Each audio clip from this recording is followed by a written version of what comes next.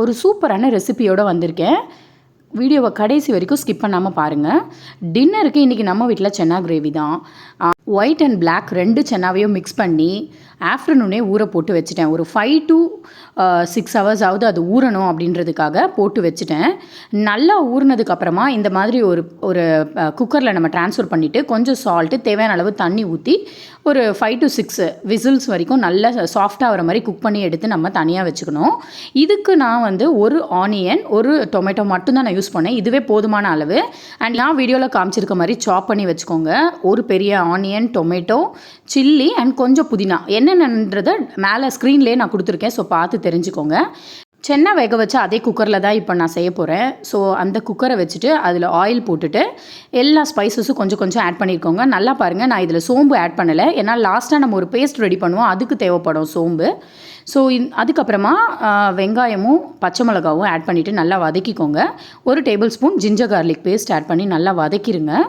நல்லா வதங்கினதுக்கப்புறமா நம்ம மின்ட் லீவ்ஸ் எடுத்து வச்சுருக்கோம் இல்லையா, அதை ஆட் பண்ணிக்கலாம்.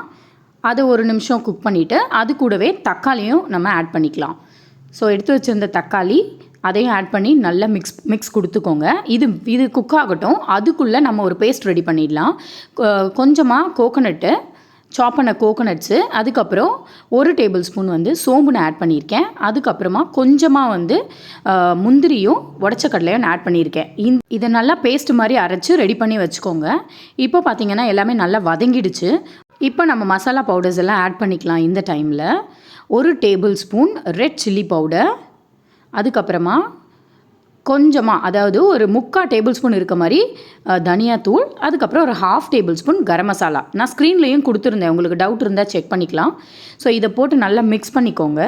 ஒரு நல்ல மிக்ஸ் கொடுத்துட்டு அதுக்கப்புறமா வந்து நம்ம என்ன சேர்க்க போகிறோம் அப்படின்னா, நம்ம ஆல்ரெடி குக் பண்ணி வச்சுருந்த அந்த சென்னாவை அந்த தண்ணியோடவே நல்லா சேர்த்துக்கலாம். அதுக்கப்புறமா ஒரு நல்ல மிக்ஸ் கொடுத்துருங்க.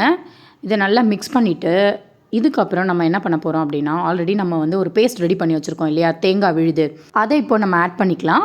அதுக்கப்புறம் அந்த மிக்ஸியை லைட்டாக வாஷ் பண்ணிவிட்டு அதில் இருக்க தண்ணியும் நம்ம ஆட் பண்ணி தேவையான அளவுக்கு வாட்டரை நம்ம அட்ஜஸ்ட் பண்ணிக்கணும். நீங்கள் ரொம்ப தண்ணியாக எப்படி கிரேவி வைக்க போகிறீங்களா இல்லை திக்காக வேணுமான்றதை நீங்கள் அதுக்கேற்ற மாதிரி அட்ஜஸ்ட் பண்ணிக்கோங்க. நான் வந்து இன்றைக்கி இட்லியோட தான் இது நான் சர்வ் பண்ண போகிறேன். இது சப்பாத்தி, பூரி, இட்லி, தோசை எல்லாத்துக்குமே ஒரு சூப்பர் பெஸ்ட்டு காம்பினேஷன்.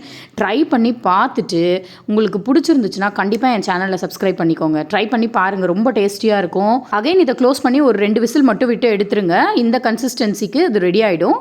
ஸோ இப்போ பாருங்கள் எவ்வளோ சூப்பராக ரெடி ஆகிருக்கு. இதை இட்லியோட தான் நான் இன்றைக்கி சர்வ் பண்ணேன். ஸோ இதை நீங்கள் ட்ரை பண்ணி பார்த்துட்டு எப்படி இருந்துச்சுன்னு கமெண்ட் பண்ணுங்கள்.